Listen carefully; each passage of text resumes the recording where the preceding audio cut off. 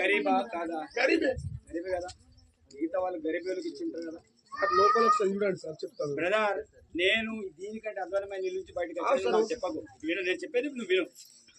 10 సంవత్సరాలు పిల్ల వచ్చిందా అది చెప్పు సార్. అయినాయి సార్, ఒక్కోతో అయినాయి.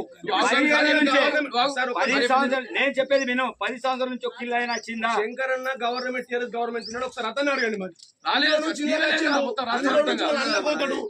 మన బ్రదర్ శంకర్ అన్న ఇల్లు ఇచ్చేటోడు కాదు, గవర్నమెంట్ అనేది ఇల్లు ఇవ్వాలి. క్రాస్ గా నువ్వు మాట్లాడక అవసరం లేదు. నేను చెప్పేది విను, ఓపిక. మీ ఈ పేదోళ్ళకి ఫ్రీ కరెంట్ వస్తుందో లేదో అడుగు. 10 సంవత్సరాల నుంచి ఇవన్నీ రేషన్ కార్డు వచ్చినా లేదు అడుగు. ఈ రోజు మేము ఫ్రీ బస్ అన్నం ఇచ్చామా లేదా అడుగు. వీళ్ళకి మహిళకి రుణాలు ఇచ్చామా లేదా అడుగు. 10 సంవత్సరాలు ఏమి ఇచ్చారు ఒకటే చెప్పు. 10 సంవత్సరాలు వీళ్ళు ఈ పేదోళ్ళ కోసం ఏమి ఇచ్చారు? 5 మంది ఇచ్చారు సార్. ఇప్పుడు రైతు బంధు వస్తుంది సార్. రైతు బంధు మేము మధ్యలో అయిపోయింది. రుణమాఫీ వచ్చిందా సార్? రుణమాఫీ వచ్చిన వాళ్ళకి వచ్చింది, రాని వాళ్ళకి రాలేదు.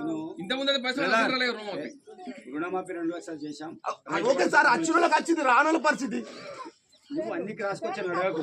నేను 10 సంవత్సరాలు రమేష్ తమ్ముడు, నేను ఎవరి తమ్ముడు, నేను చెప్తున్నాను. ఇల్లు పెట్టేటప్పుడు వాళ్ళ అన్న కూడా అంటే కంపెనీలో కూర్చుంటే వాళ్ళ అన్న కూడా కంపెనీలు ఉన్నాడు. ఎవరికి ఇవ్వాలని చెప్పి వాళ్ళ అన్న కూడా చూసిండు. ఈమె సెలెక్ట్ చేసింది కూడా వాళ్ళ అన్ననే సెలెక్ట్ చేసిండు. ఇంకెవరికైనా 4 ఎక్కాలంటే చెప్తున్నా.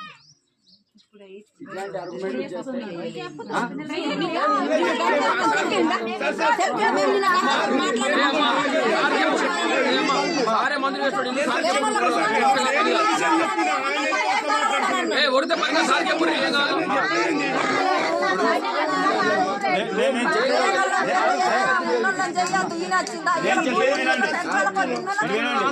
మీకు ఇల్లు కావాలా వద్దా? కావాలి కదా. ఇల్లు ఎవరు ఇవ్వాలి? నేను ఇవ్వాలా, సప్లై రెడ్డి ఇవ్వాలా? ఇవ్వాలి కదా. ఫస్ట్ ఫేజ్ లో 27, 30, 27 ఇల్లు మాత్రమే వచ్చినాయి. నేను 23 ఇల్లు మాత్రమే వచ్చినాయి. 23 ఎవరికి వస్తాయి చెప్పండి? ఎవరు పనిచేస్తూ? అవునా కదా.